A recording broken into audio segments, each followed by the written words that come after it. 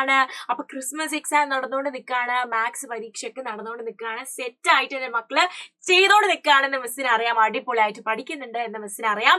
അപ്പൊ നിങ്ങൾക്ക് പരീക്ഷയ്ക്ക് വേണ്ടി പ്രധാനമായ ഒരു ചോദ്യം തരാനാണ് കേട്ടോ മിസ് എന്ന് വന്നിട്ടുള്ളത്. അപ്പൊ എന്താണ് ആ ചോദ്യം എന്ന് നമുക്ക് നോക്കിയാലോ. മക്കളെ, നിങ്ങൾ എല്ലാവരും സ്ക്രീനിൽ കാണുന്ന പോലെ തന്നെ പച്ചക്കറികളുടെ കുറച്ച് എണ്ണങ്ങൾ തന്നിട്ടുണ്ട്.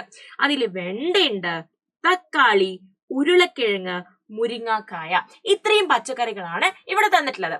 ഇനി സഞ്ചിയിലുള്ളത് 9 വെണ്ട, 8 തക്കാളി, 8 ഉരുളക്കിഴങ്ങ്, 7 മുരിങ്ങാക്കായ കേട്ടോ. ഇത്രയും സാധനങ്ങളാണ് സഞ്ചിയിലുള്ളത്.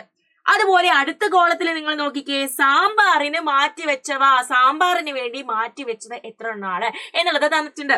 വെണ്ട നോക്കുകയാണെങ്കിൽ 7 എണ്ണമാണ് വെണ്ട മാറ്റി വെച്ചിട്ടുള്ളത്. അങ്ങനെയെങ്കിൽ നമുക്ക് കണ്ടുപിടിക്കേണ്ടത് എന്താണെന്നറിയോ? ബാക്കി എത്രയാണ് നമ്മുടെ സഞ്ചിയിൽ ഉണ്ടാവുക എന്നുള്ളതാണ് നമുക്ക് കണ്ടുപിടിക്കേണ്ടത്. അപ്പൊ സഞ്ചിയിൽ ആകെയുള്ള വെണ്ടകൾ എന്ന് പറയുന്നത് 9 ആണ്. സാമ്പാറിന് മാറ്റിവെച്ച വെണ്ട എന്ന് പറയുന്നത് 7 ആണ്. അപ്പൊ ബാക്കി വരുന്ന വെണ്ട എത്രയായിരിക്കും?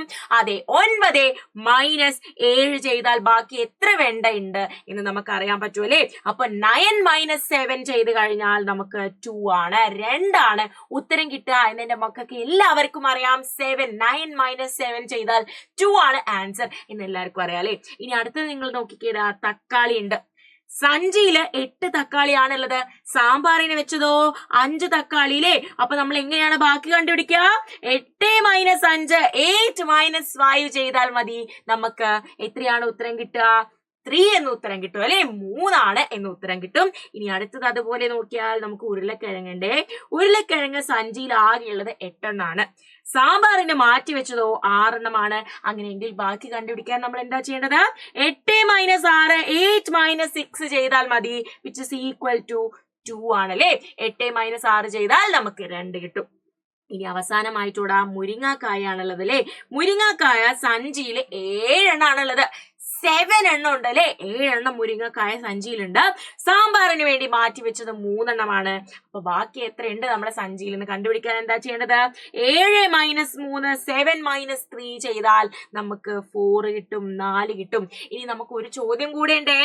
ഏത് പച്ചക്കറിയാണ് കൂടുതൽ എണ്ണം ബാക്കിയായത്? കൂടുതൽ ബാക്കിയായത് ഏത് പച്ചക്കറിയാണെന്നാണല്ലേ ചോദിച്ചത്.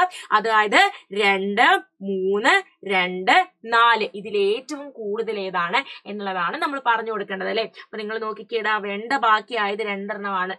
തക്കാളി ബാക്കിയായത് 3 എണ്ണമാണ്. ഉരുളക്കിഴങ്ങ് ബാക്കിയായത് 2 എണ്ണമാണ്. അതുപോലെ മുരിങ്ങക്കായ ബാക്കിയായത് എത്ര എണ്ണമാണ്? 4 എണ്ണമാണ്. അപ്പൊ ഏതാണ് ഏറ്റവും കൂടുതൽ ബാക്കിയായത്?